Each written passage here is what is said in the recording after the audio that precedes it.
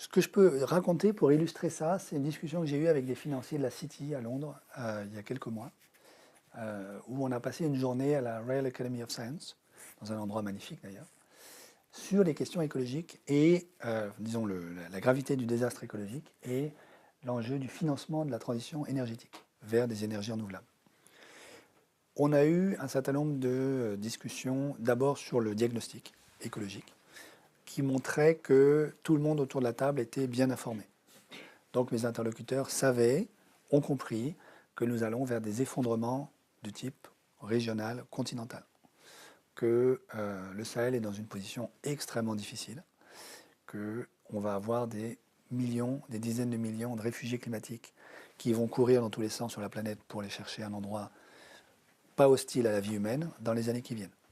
Ils ont compris que la fonte du pergélisol, ce qu'on appelle le permafrost en anglais, aussi bien à la surface de la Terre, donc en Sibérie, Alaska, Groenland, que Sous les sous eaux, la mer, avec les hydrates de carbone qui voilà, avec explosent. les hydrates, voilà, qui vont lâcher du méthane, que ça, si ça s'accélère, ça veut dire qu'on se prend plus 5, 6, 7, 8 degrés, et personne ne sait où ça s'arrête, dans les décennies qui viennent.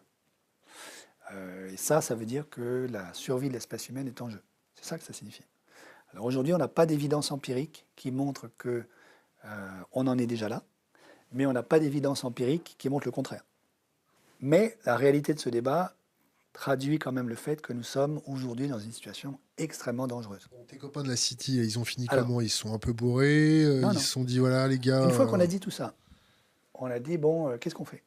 Et en gros, le message de ceux qui étaient là, donc qui ne sont pas forcément représentatifs de la totalité de la City, mais en tout cas d'un certain nombre de financiers qui ont du pouvoir, ça a été, on ne fera rien, nous les Européens. Pourquoi?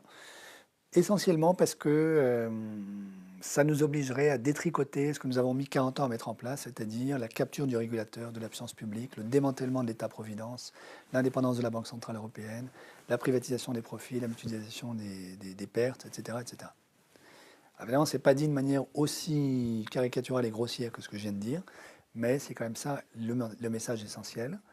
Euh, on n'est pas prêt à, disons, remettre en cause le modèle social qu'on a mis en place, hyper inégalitaire, pour les questions écologiques.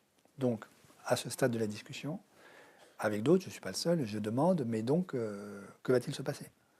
Réponse, ah, les Chinois vont faire le boulot.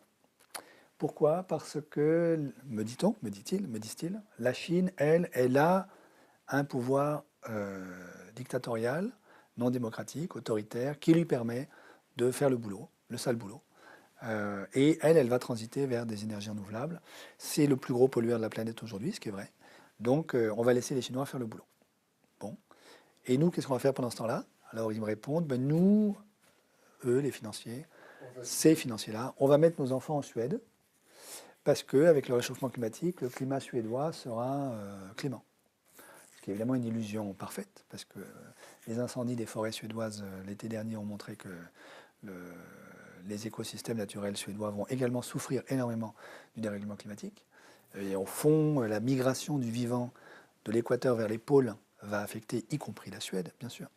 Donc il n'y a pas d'île déserte où les très très riches vont pouvoir aller se cacher.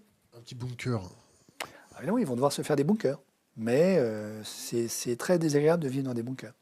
Et donc, cette vie bunkérisée dans les gated communities fera souffrir, y compris les plus riches.